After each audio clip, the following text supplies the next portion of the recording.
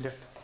Bien, pues gloria al Señor. En esta tarde quisiera introducirnos en el tema que nos lleva, el tema que se me ha sido asignado por la dirección de zona, ha sido sobre la guerra espiritual y quisiera entrar en materia, decirle verdad que lo hemos hecho con muchísima ilusión a fin de poder hacerles bien.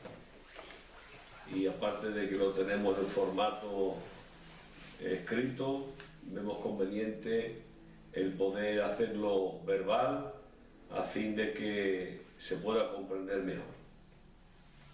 Vamos a tratar este tema sobre la guerra espiritual, que creo que es de suma importancia, ya que esta guerra no es una guerra normal, es una guerra, como bien nos enseña las Escrituras, que no es contra sangre ni carne, sino es contra principados y potestades, contra gobernantes de las tinieblas que en este siglo están gobernando, contra huestes de las regiones celestes. Para entrar en esta lucha tenemos que decir que hay que tomar las armaduras de Dios, porque con nuestras propias fuerzas esto sería imposible. Nuestras capacidades humanas para entrar a guerrear en el mundo espiritual son insignificantes, por lo cual Dios nos ha provisto de las armaduras de Dios. Si tomamos verdad la palabra del Señor en el libro de los Efesios, a partir del capítulo 6 y el verso 13, nos informa de qué tipo de armadura nos ha capacitado el Señor para poder hacer frente a este mundo espiritual. Este mundo espiritual, este mundo oculto, ya lo dice la propia palabra, es un mundo donde no está a la vista de todos, donde los espíritus no se ven si no se disciernen con una visión espiritual. Y hablar del mundo oculto y del mundo de Satanás, que el Señor nos reprenda, necesitamos, ¿verdad?, tener discernimiento y visión espiritual. Para esto Dios nos ha provisto de las armaduras. Estas armaduras son espirituales, ya que con ellos la fuerza humana no nos serviría para nada.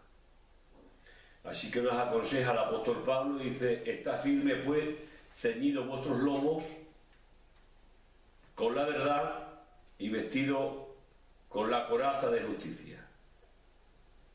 Si tuviésemos que analizar, ¿verdad?, cada herramienta o cada pieza de las 6 que componen las armaduras del Señor, que es lo que vamos a hacer un análisis sobre cada una de las herramientas o piezas que componen esta vestidura espiritual que el Señor nos otorga.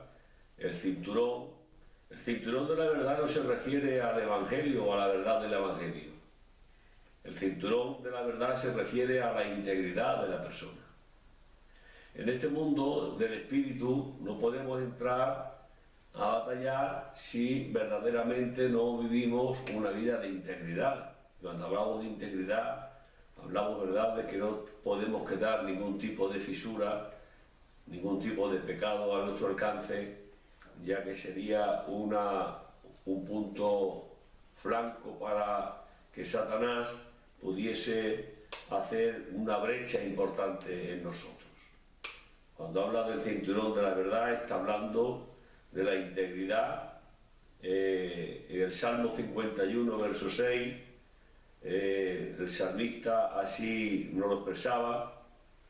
Dice el Salmo 51, 6, dice: «He aquí que tú amas la verdad en lo íntimo, en lo secreto me has hecho comprender sabiduría».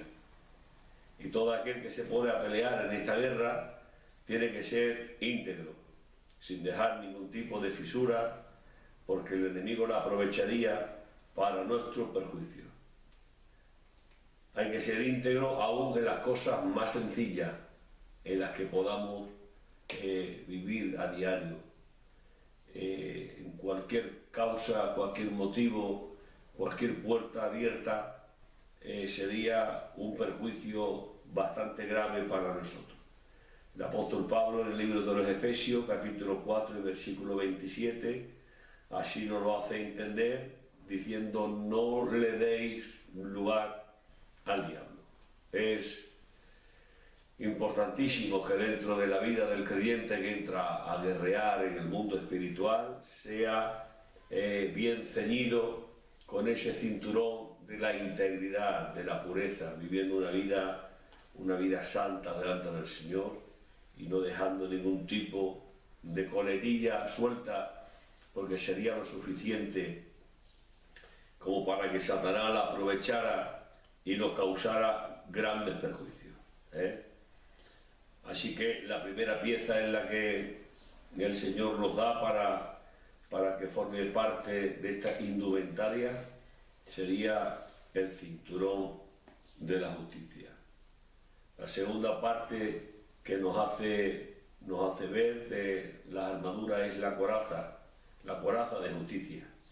Aquí esta coraza de justicia no se refiere a la justicia imputada por medio de Jesús, no se refiere a la justificación por medio de Jesucristo, porque esta justicia no nos la podemos poner nosotros, no podemos vestirnos nosotros de esta justicia imputada, ¿vale? Sino que es Dios quien el único que nos puede cubrir con ella. Pero aquí el apóstol dice vestidos, y somos nosotros los que tenemos que vestirnos de esta coraza. Por lo cual nosotros, por nosotros mismos, no podemos vestirnos de la justificación o la justicia imputada por Jesucristo, sino que el apóstol Pablo se está refiriendo aquí, cuando dice vestidos, que somos nosotros los que tendríamos que vestirnos con la justicia practicada, no la justicia imputada. La justicia imputada solamente Dios nos puede vestir Él, pero aquí dice vestidos vosotros, por lo cual aquí se está refiriendo a la justicia practicada, es vivir justamente delante de Dios y delante de los hombres. Tenemos que ser justos con todo y en todo, para no darle la tregua a Satanás. Mas tú, hombre de Dios, huye de estas cosas y sigue la justicia. Nos aconseja el apóstol Pablo en el libro de Mateo, capítulo 6, versículo 11. Por lo cual esta justicia, como bien decimos, no se está refiriendo a una justicia imputada por Jesucristo en nosotros, porque no podemos nosotros vestirnos por nosotros mismos de esa justicia, sino que más bien se está refiriendo a una justicia practicada, lo cual nos quiere llevar a darnos a entender de que nuestra vida tiene que ser una vida justa y equitativa, en todo y con todos. Tenemos que ser justos en todas las áreas de nuestra vida, en nuestro vivir, en nuestro hacer, en nuestros negocios, en nuestra familia, con los semejantes que nos rodean. Tenemos que ser personas justas para que de esta manera no le demos tregua a Satanás. Y así nos lo aconseja el apóstol Pablo: mas tú, hombre de Dios, huye de estas cosas y sigue la justicia. La tercera de las piezas que encontramos se refiere al calzado. El verso 15 del capítulo 6 del libro de los Efesios. A veces hemos creído que este calzado está hablando de un calzado misional. Es un calzado para llevar a predicar el Evangelio. Pero esto estaría fuera de su contexto. Según lo que estamos leyendo, este calzado no es un calzado misional, sino que es un calzado de defensa. Aquí el apóstol está haciendo uso del calzado de defensa que usaban los soldados romanos, que era un calzado resistente, remachado con clavos para pisar firme. La paradoja aquí, lo que nos da a entender, es que aunque en lo más recio de la batalla, el creyente puede tener paz interior.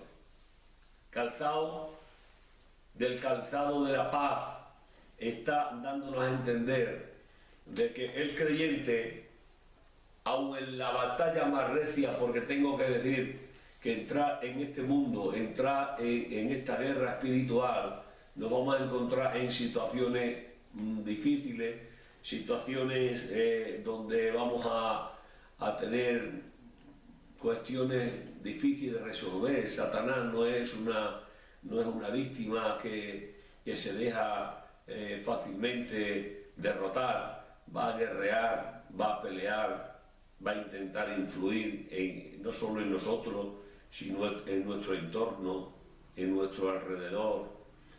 Inclusive intentará tomar familias como rehenes a fin de paralizarnos, a fin de estorbarnos en esta batalla.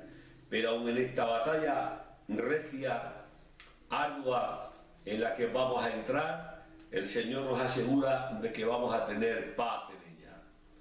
Aunque nuestro interior esté disfrutando de esa paz, en el exterior va a haber una guerra férrea, ardua y severa.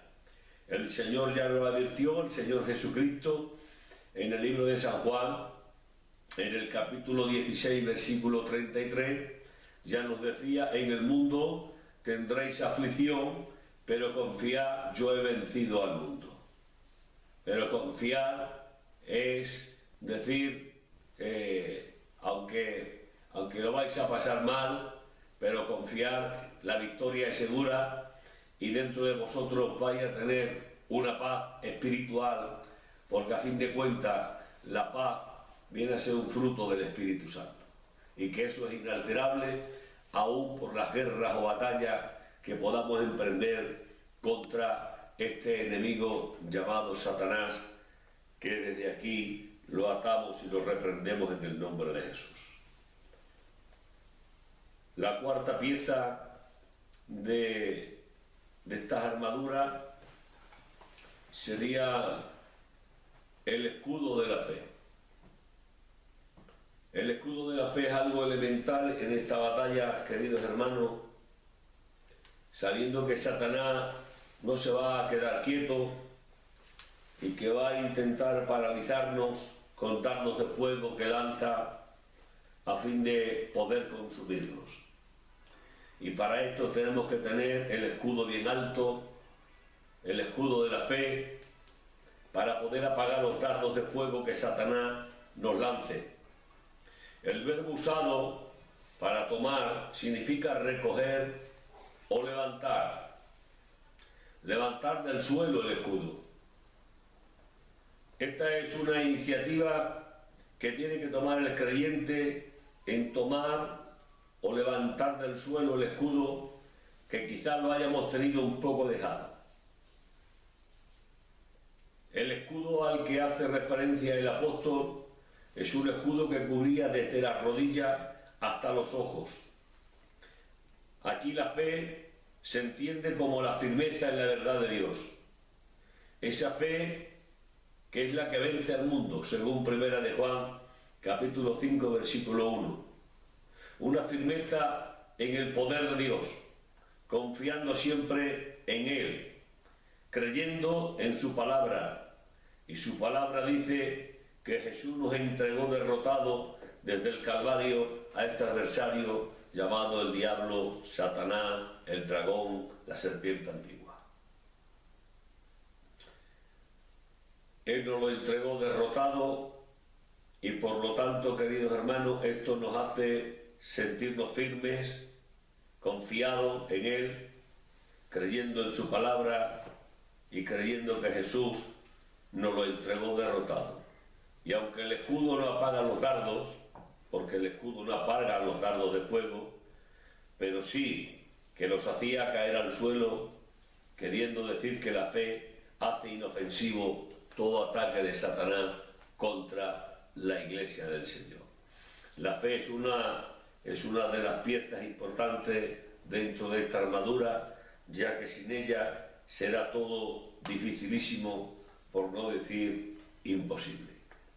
Por lo tanto, el apóstol Pablo nos aconsejaba que si por algún tiempo la fe la hemos tenido baja, la hemos tenido decaída, por eso nos dice que levantemos el escudo, haciendo alarde de que la fe en esta guerra es imprescindible y que no podemos, querido hermano, entrar a batallar con una fe decaída ni debilitada. Quisiera ir avanzando y en el verso 17 del capítulo 6 de los Efesios nos sigue hablando de otra pieza fundamental, que es el yelmo. El yelmo era como una especie de casco que cubría lo que era la cabeza para protegerla de golpes, de accidentes y cosas semejantes. Sin olvidarnos en ningún momento de colocarnos bien el yelmo de la salvación, sabiendo que Satanás es uno de los puntos vitales donde más va a atacar. Satanás va a atacar en nuestra mente, sabiendo que si ahí es capaz de vencernos, tendrá seguro la batalla ganada. Por lo cual el Señor nos provee de una pieza fundamental que es el yelmo para cubrir nuestra mente, nuestros pensamientos, porque nuestra mente viene a ser el campo de batalla donde Satanás más ataca al cristiano. El campo de batalla es la mente. Si llega a lograr vencernos en la mente, seremos una víctima fácil de poder vencer por medio del enemigo. Por eso el apóstol Pablo, en la segunda epístola de los Corintios, en el capítulo 10 y versículo 5, dice: destruyendo todo falso razonamiento y toda altivez que se levanta contra el conocimiento de Dios. Esa es, querido hermano, una de las causas del por qué, ¿verdad?, tenemos que tener una mente cubierta con ese yelmo de la salvación, para que Satanás no venga trayendo falsos razonamientos, falsos pensamientos, a fin de que con esto podamos parar o destruir o anular todo ataque que Satanás pretende hacer contra nosotros. Satanás va a querer desanimarnos para poder frustrar el propósito de Dios en nosotros. Pero tengo que decirte que el creyente tiene tres canales por donde recibe. Una persona un cristiano tiene tres canales por donde recibe en su mente. Uno llega a tener ideas propias, pensamiento propio, donde piensa y acciona según su propio criterio. Un cristiano puede ser influenciado por un espíritu satánico y un cristiano puede recibir en su mente la revelación divina. Yo quisiera ilustrar esto a través de un personaje que conocemos bastante bien, que es el apóstol Pedro. Y en el apóstol Pedro, en el libro de Mateo, capítulo 26, versículo 33, vemos cómo Pedro reacciona de tres formas diferentes, porque recibe en su mente tres mensajes diferentes. Respondió Pedro y dijo al Señor: aunque todos se escandalicen de ti, yo nunca seré escandalizado. Y esto fue verdad lo que dijo el apóstol Pedro, cuando el Señor dijo: la hora llega donde el Hijo del Hombre va a ser entregado, y va a ser entregado en manos de los sacerdotes para matarlo, para llevarlo a la culminación de su tarea, que era llegar a la cruz. Pedro espontáneamente, según hemos visto en sus rasgos personales, era un hombre colérico, un hombre rudo, pero era sincero en lo que decía. Y cuando el Señor dice: todos me abandonarán y seré entregado, él salió espontáneamente y dijo: aunque todos te abandonen, yo iré contigo hasta la muerte. Y era verdad lo que decía. Eso era lo que Pedro pensó en aquel momento y expresó lo que sentía su corazón. Y conforme lo sintió, lo expresó. Pero después vemos en el libro de Mateo, capítulo 16, versículo 21 al 23, donde hay una influencia satánica. Cogió a Jesús y le declara que el tiempo está llegando, que iba a ir a Jerusalén para padecer mucho de manos de los ancianos y de los principales sacerdotes y de los escribas, y que iba a ser muerto y que resucitaría al tercer día. Entonces Pedro, tomándolo aparte, comenzó a reconvenirlo al Señor y a decirle al Señor: ten compasión de ti mismo, no tiene por qué suceder esto. O sea, de aquel Pedro que en un momento dijo, yo voy contigo hasta el preso. Sin embargo, después de otra ocasión vemos cómo quiso reconvenir con el Señor para que no bajara a Jerusalén. Cuando Jesús ve a Pedro que quiere reconvenirlo, lo reprende y no reprende a Pedro. Se le queda mirando, le dice, apártate de mí, Satanás, porque no pone la mirada en las cosas de Dios, sino en las cosas de los hombres. Jesús, que tenía discernimiento de espíritu, llegó a entender que lo que Pedro estaba diciéndole, aquel convenio que estaba intentando hacer con Jesús, no era humano, no era de su persona, era una influencia satánica. Por eso Jesús, mirándolo, le dice, apártate de mí, Satanás, apártate de mí. Queridos hermanos, en esta ocasión podemos ver cómo Pedro recibe una influencia del demonio a fin de reconvenir a Cristo. Y aunque aparentemente pareciera ser un buen consejo y pareciera ser que lo amaba, lo que estaba intentando Pedro por medio de Satanás, o Satanás, mejor dicho, a través de Pedro, era el frustrar los planes eternos de Dios. ¿Y cuáles eran los planes eternos de Dios? Los planes eternos de Dios es que Jesucristo tenía que venir como hombre, es que Jesucristo tenía que padecer como hombre y que Jesucristo tenía que morir como hombre en la cruz. Sin embargo, Pedro, de una manera, ¿verdad?, pues no sabría cómo decirlo, ¿verdad?, de una forma muy suave, intentó reconvenirlo con él como que le estaba haciendo un favor, cuando en verdad se estaba oponiendo a los planes y propósitos del Señor. Por lo cual, en la primera ocasión hemos visto, Pedro espontáneamente dice, voy contigo hasta la muerte, era un pensamiento suyo. Segundo pensamiento, no vayas, hombre, no vayas, no tiene por qué suceder esto, no tienes por qué morir, una influencia satánica. Y en tercer lugar, fue cuando Pedro hace la confesión, la famosa confesión de Pedro. Vemos cómo Dios le reveló un misterio a Pedro en el libro de San Mateo, capítulo 16, versículo 13 al 18. En este pasaje vemos cuando Jesús preguntó, ¿quién dicen los hombres que es el Hijo del Hombre? Y ellos dijeron, unos dicen que eres Juan el Bautista, otros que eres Elías, otros que eres Jeremías o algunos de los profetas. Le dice Jesús, ¿y vosotros quién decís que yo soy? Vemos cómo respondió Pedro y dijo, tú eres el Mesías, el hijo del Dios viviente. Respondiendo Jesús le dijo, bienaventurado eres Simón, porque no te lo reveló ni carne ni sangre, sino mi Padre que está en los cielos. Por lo cual, hermanos, tenemos que filtrar todo pensamiento que pasa por nuestra mente, filtrarlo por el filtro de la palabra del Señor, para poder comprobar si es nuestra propia mente o es una influencia satánica o si es una revelación divina, llevando todo pensamiento cautivo, como así nos lo enseña el apóstol Pablo en 2 de Corintios capítulo 10 versículo 5. Por esta causa tenemos que tener el yelmo de la salvación para apagar todo misil o todo pensamiento que Satanás quiera lanzar a nuestra mente para influenciarnos. Es importante tener un conocimiento de la palabra para que de esta manera cualquier pensamiento que nos venga podamos llevarlo al banco de prueba.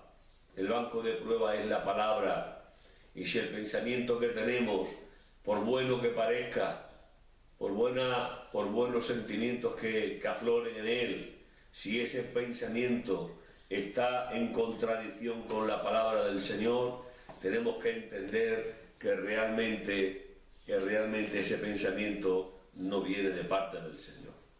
Por lo cual todo lo que contradice a Dios y a su palabra, por regla general, vienen a ser pensamientos de Satanás, pensamientos de las tinieblas. Amén.